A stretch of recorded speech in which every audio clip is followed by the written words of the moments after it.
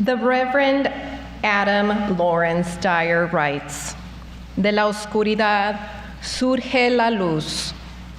Después de día viene la noche. Así el sol persigue a la luna, y así vivimos y morimos. From the darkness there is light. After day there is night. So the sun chases the moon, and so we live, and so we die."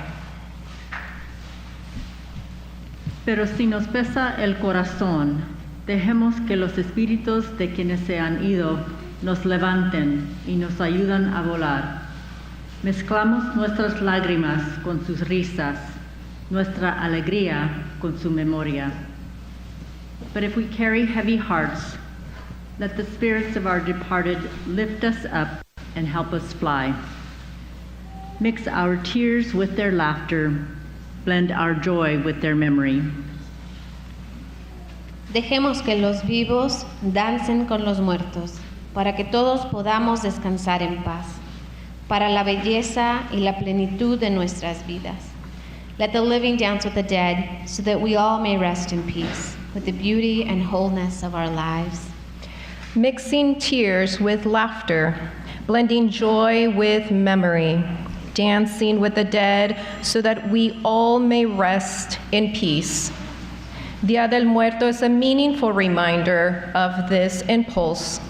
It is a celebration that blesses both those who are living and those who have passed into the mysteries of death. Dia del Muerto is celebrated November 1st and November 2nd.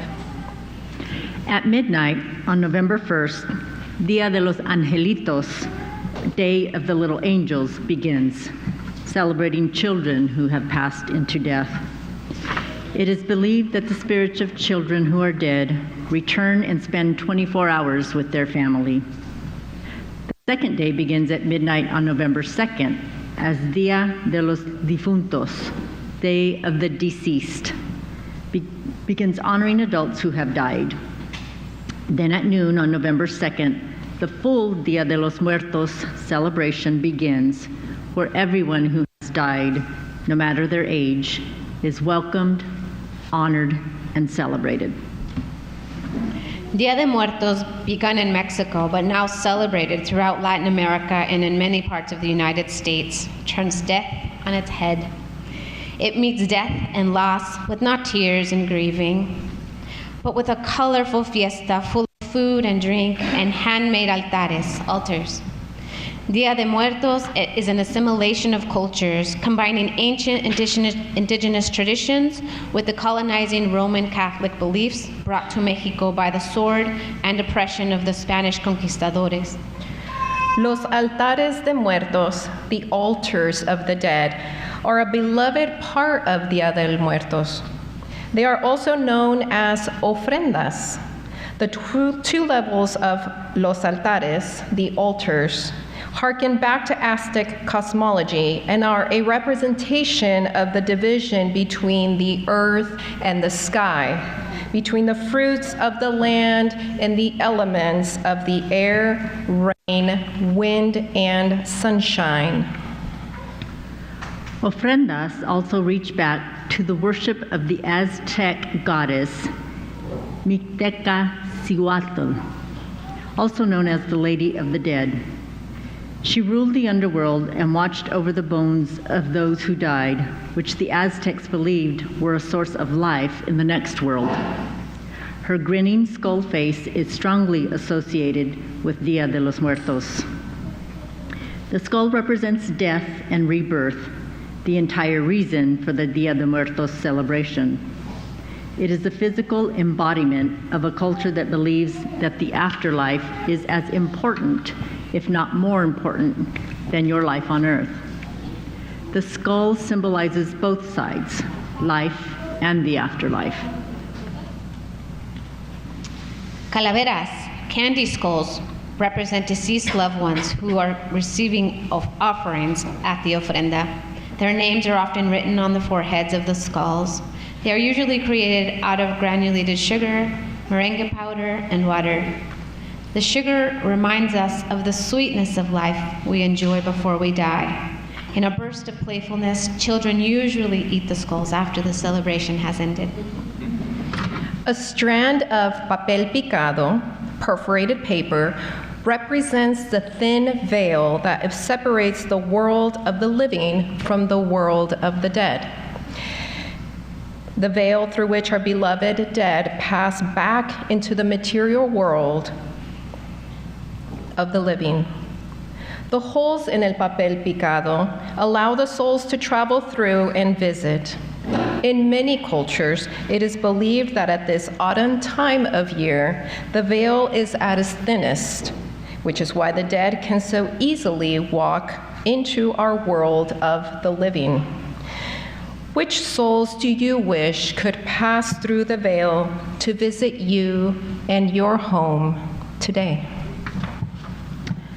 Often there is an arch above the ofrenda, symbolizing the entrance into the world of the dead, the same entrance the loved one's spirit will walk through when they come and visit during this festive celebration. Salt is placed on a plate and is said to purify the soul of the dead and ward off evil spirits. Salt or lime is used to draw a white cross on or under the altar, representing the 4 directions and the 4 primal elements: earth, air, fire, and water. These primal elements were central in Aztec religious practices and are represented on our ofrenda by a stone, earth, a feather, air, fire, a candle, and a melting ice cube, water. Tierra, aire, fuego, y agua. A glass of water is sometimes placed on the ofrenda to quench the thirst of the deceased and strengthen them for their return journey. Sweet and soft bread shaped like a pan and often decorated with bone-shaped pieces is pan de muerto, bread of the dead. The bones represent the disappeared one, and there is normally a big teardrop on the bread to represent the goddess Chimalma's tear for the living. In some oral tradition, it was Chimalma's spirit that accompanied the Aztec people from their original homeland of Aztlán, somewhere in the north. Photos placed on the altar are always of someone who has died.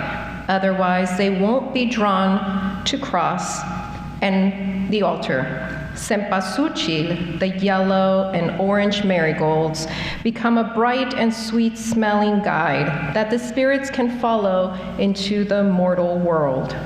They are often called the flower of the dead, flor del muerto.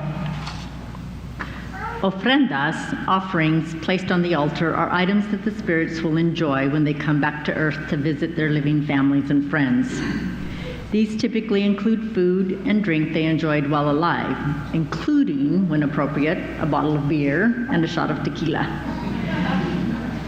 The souls that visit their altars do not actually eat or drink what is on the altar. They can't, they have no bodies. Instead, they absorb the aroma and energy of the food, which nourishes them spiritually. Unitarian Universalist minister Victoria Weinstein writes, "There is no need to end our relationship with our dead, for they are still ours to struggle with, to learn from, and to love. There is no timeline for grieving them, and there is no finitude to loving them."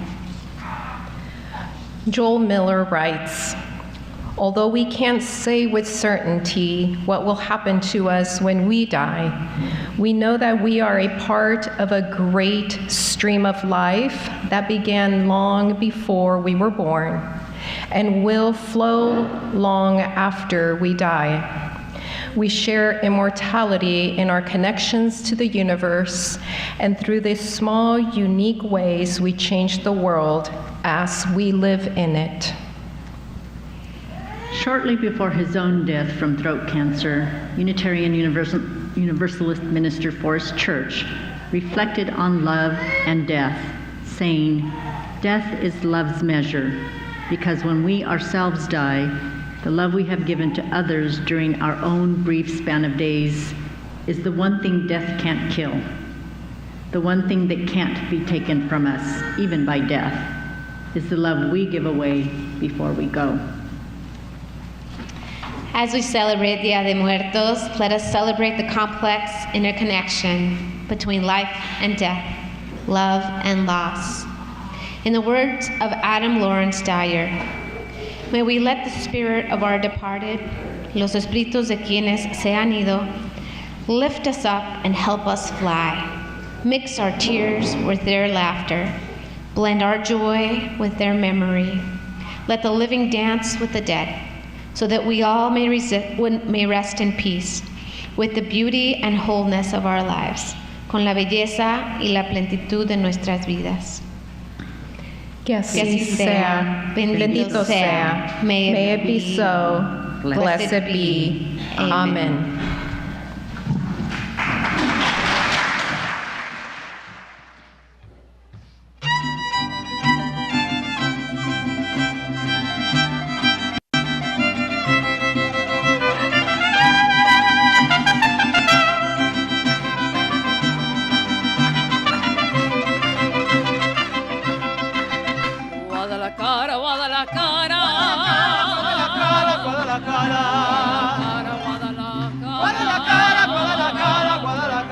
Tienes el alma de provinciana, hueles a limpia rosa temprana. Ave repara, fresca de río, son mis palomas, tu caserío. Guadalajara, Guadalajara, hueles a tierra mojada.